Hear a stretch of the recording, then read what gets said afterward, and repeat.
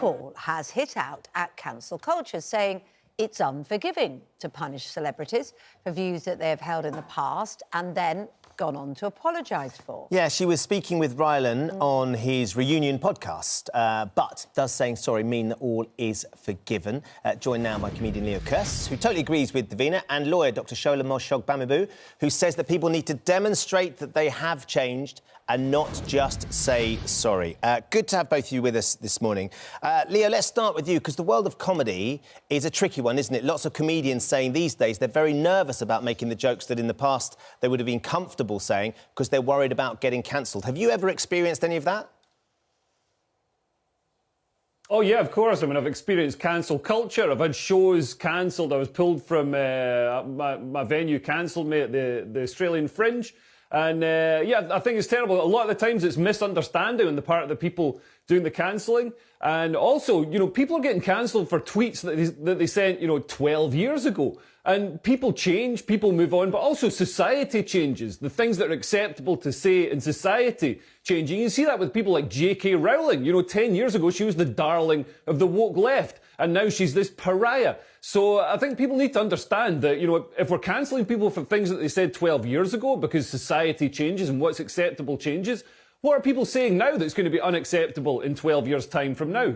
Do you think, Leo, you have a responsibility to go back and, especially if you're in the public eye and if you're going to do something like you are doing now and you're standing up and entertaining people, you have a responsibility to go back and look at some of the things that you've said to make sure that, you have apologised or you're clear that that's not who you are now?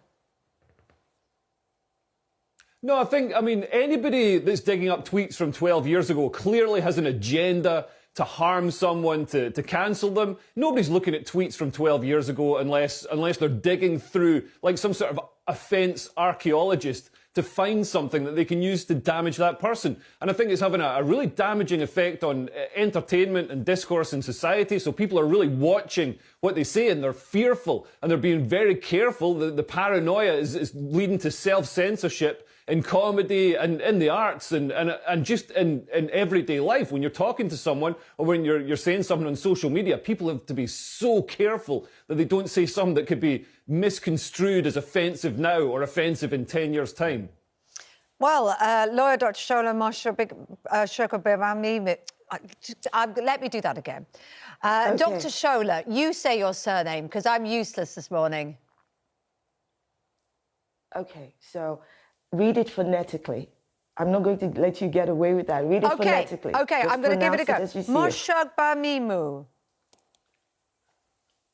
Well done. Thank you very much. Roll off your tongue. Thank you very much. By the way, I also stumble like that over Smith. So, it's nothing to do with anything else. I just struggle to get my words out most mornings.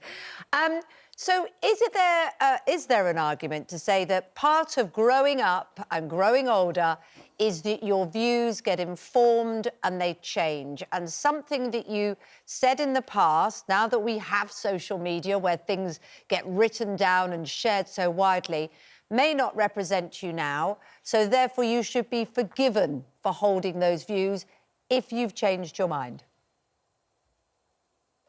Well, let me first of all start by saying that expressions of hate are not a product of any given time. They are past, present, future, and continuous manifestation of hate, which is why they still exist today. So people who partake of them in any form are reinforcing that hate. Good people are capable of doing bad things and bad people are capable of doing good things. That is called being human. Forgiveness is good, but forgiveness does not absolve you of consequences. Consequences are a direct result of your actions. And let me tell you who suffers the real consequences. The person who suffers the real consequences is the person who was targeted by that remark or by that action. So let's just think it through. Why is it so difficult for people to accept that in life, consequences are actually a fact of life? It's not cancellation. They existed, consequences existed long before the anti-woke mob decided to mischaracterize it as cancel culture in order to maintain the status quo of social and racial injustice. When Boris Johnson, just a few years ago, when he referred to Muslim women in their burqas and niqabs as letterboxes and even compared them to armed robbers, Islamophobia went up by 375% the week after. Just think about that for a second. So whether it was said 10 years ago, 20 years ago, it was hate. It was wrong then, and it is wrong now. Do I believe people can change? Heck yes, of course they can. But listen, if apology was all that was required, we would not have prisons.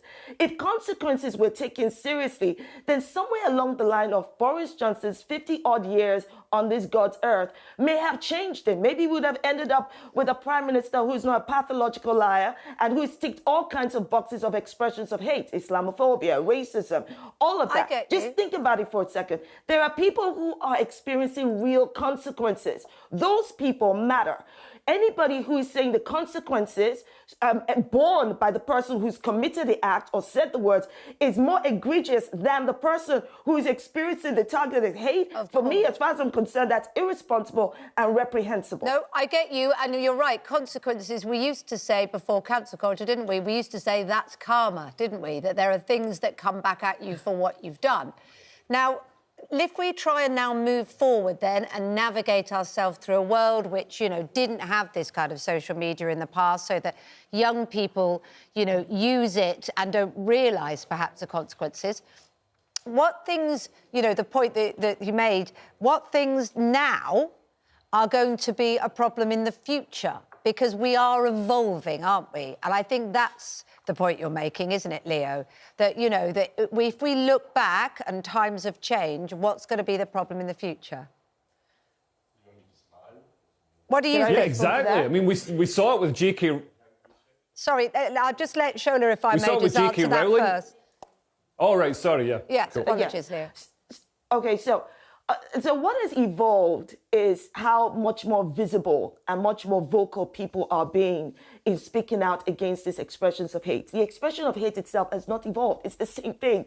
Anti-Semitism exists in the same form as it did 100 years ago, 10 years ago. Racism exists in the same form. Islamophobia exists in the same form. Misogyny exists in the same form. The only thing that you're seeing very different is that when people bring this onto platforms that we have today, like social media, more people are emboldened to say, that's wrong, you shouldn't do that.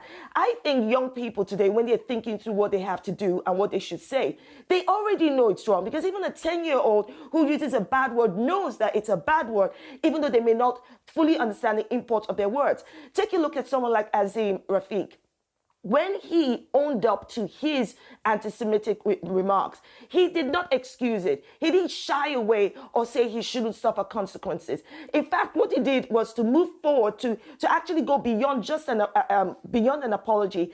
And he took this step publicly to demonstrate his contrition. He engaged with the Jewish community, letting people see his own personal journey of unpicking his learning. Now, he didn't have to do that publicly, but I think for somebody who is in the public eye, that was a good thing to do. And you see that the Jewish community embraced them, because look, those who are targeted by hate, what we all want is for everybody to be able to grow and learn together. We will have differences, absolutely. We will make mistakes along the way, absolutely. But when you're ready to get up and you want to embrace and you want to learn, then get ready to be humble. Get ready to show real contrition. Apology is just not enough. You have to be able to change your behavior, unpick your learning, and do that in a way that people will see. OK, Leo?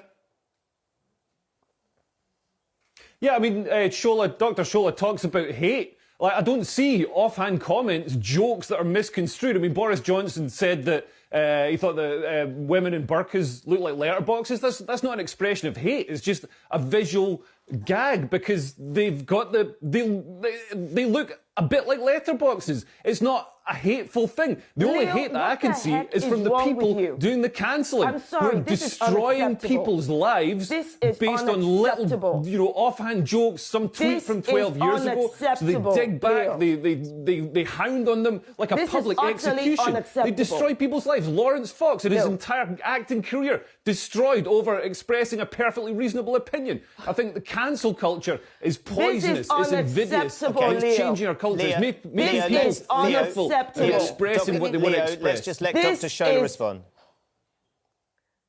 This is unacceptable, Leo. Your words are utterly reprehensible. That you have the audacity to come on national TV and reinforce the ugly words said by Lawrence Fox, the ugly words said by Boris Johnson, acting like the lives of those Muslim women are less important than a privileged man who was given the keys to the kingdom. So why is it okay to use gammon to refer to a middle-aged white man? Why is saying gammon okay? Because of the red cheeks. Why is Boris Johnson's comment racist and calling someone a gammon isn't racist? Of Muslim women was wrong. Okay. They were abused on the street. They were attacked. Their ordinary lives were negatively impacted, and you sit there with the audacity. I don't believe that Britain is the cesspool of hatred and racism that you're painting it as. I think you're building a straw man argument. I think Britain is a very tolerant and a very loving place and a very accepting place. Unfortunately, Leo and Dr. Shola, we are out of time. We have strict break restrictions at this stage. Yeah. But thank you very much for your thoughts this morning. It's clearly a very, very emotive subject.